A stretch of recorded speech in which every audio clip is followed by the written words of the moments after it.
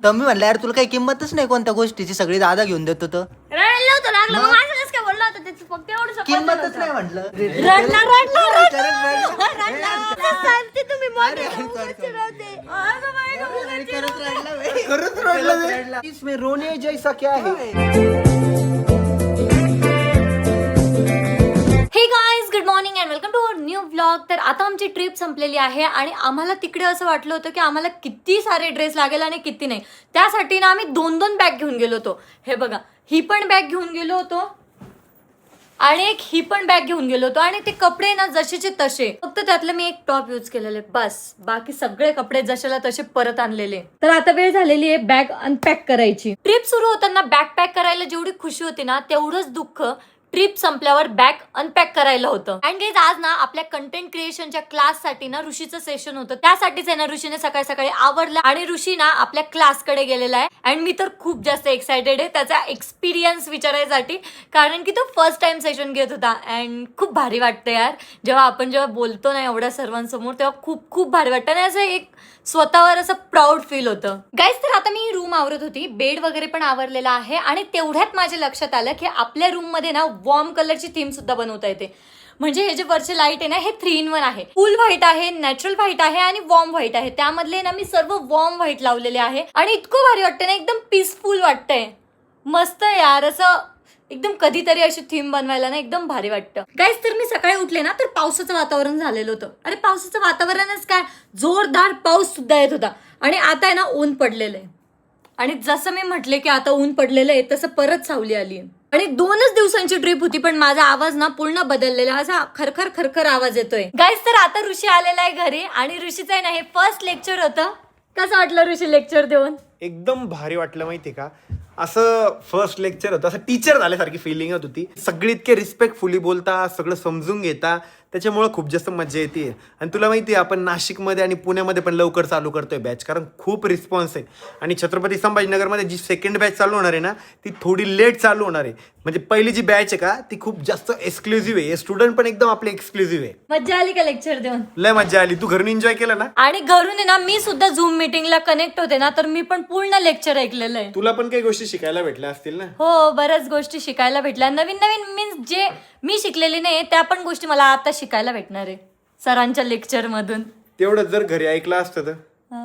शिक माझ्या बहिणीकडून, शिक शिक. काय शिकू? बघ, पाणी आणून दिलं पहिले. मग मी आता जेवायला आणून देते ना. गो.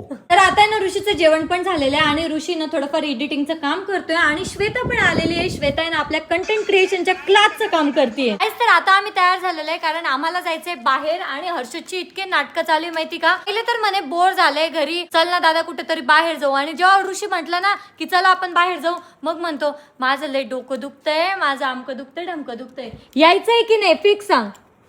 यायचंय. मग नाटकं का करतोय? डोकं दुखतंय नाही, हे दुखतंय ते दुखतंय. खरंच दुखतंय. एवढंसं नाहीये तू, तुझं डोकं दुखायला लागलंय का आतापासनं? आतापासून मी काय केलं, लय व्यसनावरती खाली केलं ना, तर म्हणून डोकं हल्लंय. बाळा, फिजिकल ऍक्टिव्हिटीने कधी डोकं बिकू नसतं दुखत, उगाच शांत राहत असतं डोकं. पाहिलं तर डोक्यात काही नसेल बी भरलेलं. तरी दुखते. काल आम्ही घरी नव्हतो ना, तर हे काय भांडत होते काय माहिती. काय रे, काय काय सांग सांग सांग सांग सांग सांग सांग सांग सांग. थोडस डस्टर पडलं बरं का. सांगू दे ना बाबा. आता एवढाच आहे तुझं तोंड दाबतोय, पटकन सांग ना तू. अगं डस्टर पडलं माझ्याकडून हा, तर ना दम लागला मला माझ्याकडून बरं का. डस्टर सॉरी त्याच्याकडून आता 4दा झाले. डस्टर पडलं, डस्टर पडलं. पुढचं सांग. डस्टर पडलं ना हर्षदकडून, तर मी त्याला सांगितलं खाली लॅपटॉप वगैरे असतो वगैरे असं नाही. तर मला म्हणू यार ते डस्टर म्हणजे त्या डस्टरने काही झालं पण नसतं. तर म्हणे की लॅपटॉप वगैरे असं बोलायला लागला मला बरं का. तर मी म्हणलं यार तुला काही किंमतच नाही कोणत्या गोष्टीची, सगळी दादा घेऊन देतो. तर मी एवढं बोललं लागलं लगे रडायला. रडायला होतं लागलं मग असं कसं काय बोलला होता त्याचं फक्त एवढं support किंमतच होतं. नाही म्हटलं. रडणं पण लय सोपं झालेलं आहे. मी कुठं रडतोय? पोरगी का तू रडायला? सुरू होतं लगेच रडायला. तर ठीक आहे यार भाऊ, तू मी रडत नाही, मी कट्टर उत्तर देती, रडत नाही याच्यासारखं. हा, आता सुरू झालंय लगे, आला डोळ्यात पाणी. त्या पोरीच्या पलीकडे रे बाबा, नुसतं रडतो. रडला असं सांगते तुम्ही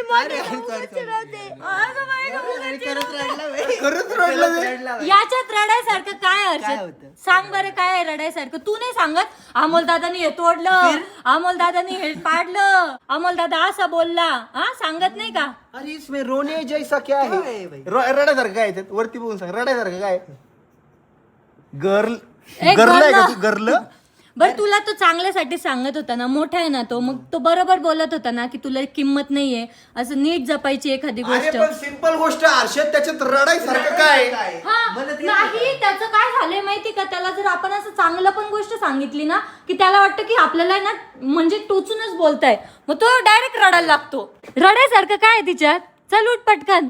चलो जाऊ दे, झोपला तो चला थांबा तरी चला आपण जाऊ. हा, चला त्याला घरीच राहू द्या आता. थांबा हर्षदची चिठ्ठी काढ गाईस थोडा हसला उठ पटकन चाल. नाही पडत.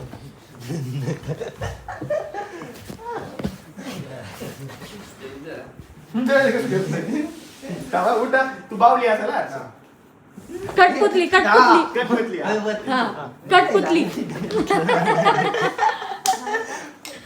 उठ पटकन, ती चड्डी दिसतीये, चाल.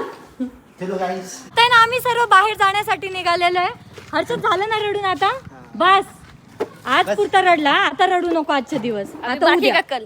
हा, अरे रोज रडतो पण रोज रडतो. कमेंट पण होती माहितीये का, हर्षद नुसतं रोज रडतच राहतो का म्हणे. खेळायसाठी तर तयार झालंय, पण आशिषचा आणि माझा एक प्रॉब्लेम झालेला आहे, खूप मोठा प्रॉब्लेम. तो आमचे पॅन्टच खाली चालले. त्याचा पण सेम प्रॉब्लेम आहे, पॅन्ट खाली चालली. मोबाईल ठेवला डायरेक्ट खाली चालली. सेम, म्हणून मी मोबाईल हातातच ठेवलेला आहे, पॅन्टच्या खिशात ठेवतच नाहीये. सारखी पॅन्ट खाली चालली आहे. क्रिकेट खेळायला आहे ना, आम्ही टर्फ मध्ये आलेलो होतो आणि आम्ही सर्व थकलेलो आहे. त्या साईडला तिघं बसलेले आहे, इकडे मी आणि श्वेता बसलेली आहे, आणि इकडे हर्षद आणि कार्तिक भाई अजून पण खेळत आहे. लाईक स्ट्रेंथ खूप जास्त आहे त्यांच्यामध्ये, आपल्यामध्ये नाहीये भाई. आपण माझ्यामध्ये तर बिलकुल नाहीये. माझ्या ना यार पायाला थोडं लागलेलं आहे, नाहीतर मी या सर्वांना हरवलं असतं. हरवलंय तिने सगळ्या matches जिंकल्या तिने. येस, मी सर्वांना हरवलेलं आहे. श्वेता दिदी तर बॅटिंगच्या वेळेस पण बसून राहते, एवढी थकती बाई. एक बॉल मारती बसून घेते. नाही मी फिल्डिंग अशी करते. काहीच तर आज आहे ना आम्ही खूप जास्त मजा मस्ती केली आणि खूप खेळलोय, एवढे दमलोय ना आता, एकदम हातपाय दुखायला लागलेले. आणि घरी येऊन आहे ना मी ऋषी सरांसाठी मस्तपैकी भेंडी आणि पोळी बनवलेली आहे. अजून भेंडी या साईडला बनते आणि ऋषी पण आलेला आता भेंडी पोळी खाण्यासाठी.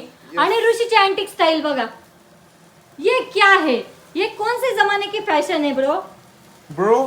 हे फॅशन नाहीये. मी काय केलं, आंघोळ केली हा, आणि त्याच्यानंतर मग ही पॅन्ट सापडली मला खूप दिवसानंतर. मग मी ही पॅन्ट घातली, नंतर ते लक्षात आलं खाली खूप जास्त टाईट आहे ती, म्हणून थोडी फोल्ड केली होती. हे अशी टाईट पॅन्ट तुला आता चांगलं नाही वाटत? हा मी आता ढिल्ल्या ढुल्ल्या घालायला लागलो होतो. हा, ढिल्ल्या ढुल्ल्यात चांगलं दिसतं मस्त. जाऊ दे, तू घालशील का पॅन्टला? नाही. अरे खरंच चांगली आहे ती, ब्रँडेड पॅन्ट आहे, क्वालिटी पॅन्ट आहे, सह्याद्रीची पॅन्ट आहे. हा, पण मला नाही येणार ती, कमरेत नाही येणार, खाली जरी आली तरी. नाडा आहे तिला, हा का, ठीक आहे मग तुला घालून एकदम बघू. कम्फर्टेबल येईल ती. तू ठीक माझ्या नाईटचे कपडे तसे पण ढापून ढुपून घालती ना, त्याच्यापेक्षा ही घाल ना. ठीक आहे, घालून बघल. आता आहे ना ऋषी जेवण करतोय आणि आमच्या सर्वांचे जेवण आहे ना थोड्याच वेळा आधी झालेले. या साहेबांना आहे ना ती भाजी खायची नव्हती, म्हणून यांच्यासाठी ना स्पेशल भेंडी आणि पोळी बनवावी लागली मला. स्पेशल पोळीची गरज नव्हती, पोळी ती पण चालली असती. तुम्ही खाऊन टाकल्या ते सांगा ना.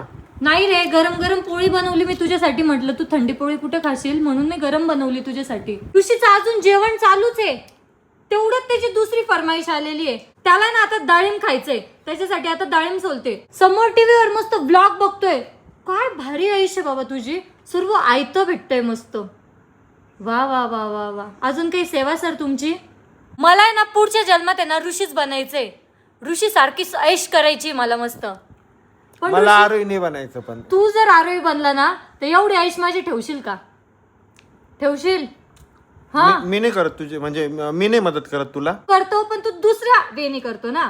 मी ज्या वेने करते त्या वेने तू करशील का? त्यावेळी करल ना. तर आता मी स्किन केअर केलेली आहे आणि आता वेळ झालेली आहे आपला ब्लॉग एंड करायची. होप सो तुम्हाला ब्लॉग आवडला असेल. ब्लॉग आवडला असेल तर लाईक कमेंट शेअर नक्की करा. भेटूयात नेक्स्ट ब्लॉग मध्ये, तोपर्यंत bye. was in the last chapter. You gave me the soul I have today. Without you, I never could have moved away. But now I see what you teach. I do believe I always should have stayed.